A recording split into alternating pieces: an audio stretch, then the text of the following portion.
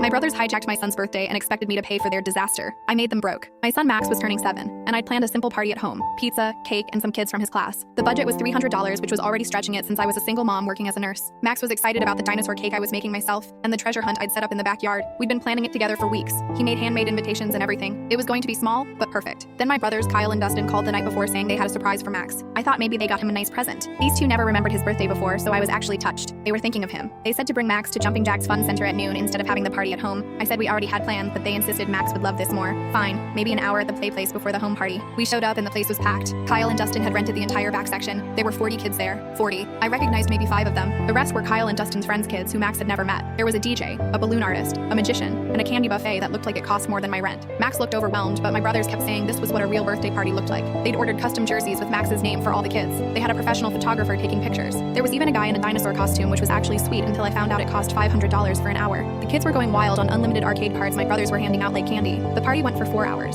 4 hours of pure chaos. Kids were throwing up from too much sugar. Parents were asking who was paying for all this. And Max was hiding under a table because the noise was too much. Kyle and Dustin were too busy taking selfies with the dinosaur to notice. When it ended, the manager came over with the bill: $8,347. I laughed because obviously this was their gift to Max. The manager said the party was booked under my name. I said I didn't book anything. Kyle pulled out his phone showing a confirmation email where he'd used my name and phone number for the reservation. He said he knew I'd want to give Max the best. Dustin said they organized everything and I just had to pay. They actually high-fived each other. I said I didn't have $8,000. Kyle said to put it on a credit card. I said my credit limit was $2,000, and that was for emergencies. Dustin said this was basically an emergency since the bill needed to be paid. The manager was getting impatient. Other parents were staring. Max was crying because he could tell something was wrong. I called my friend Shelly, who worked at a law office, explained everything on speaker so the manager could hear. She said since I didn't sign anything and they used my name without permission, it was identity theft. The manager's face changed real quick. He said he needed to call his regional manager. While he was gone, I took pictures of everything: the booking email from Kyle's phone, the receipts showing my brother's signatures on add-on services, the custom jerseys with tags showing who ordered them. The manager came back and said they'd need to work this out with whoever actually signed the contracts. Kyle said I was being petty and should just pay. I pulled up my bank app and showed him my checking account with $800 in it. Asked him how exactly I was supposed to pay $8,000. He said to figure it out like adults do.